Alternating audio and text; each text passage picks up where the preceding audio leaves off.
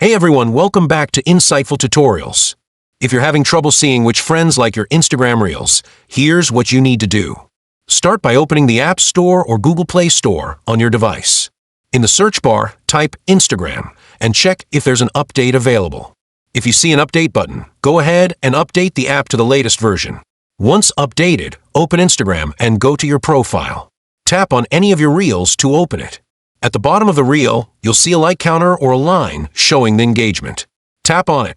This will bring up the list of users who liked your reel. If any of your friends have liked it, their names will show up in that list. Keep in mind, if your friends haven't liked that specific reel yet, their names obviously won't appear. Also, Instagram sometimes rolls out features regionally, so if you still don't see the likes list, it could be a temporary layout or feature test by Instagram. That's all for today's video. If this helped, don't forget to like, share, and subscribe for more helpful content. See you in the next one.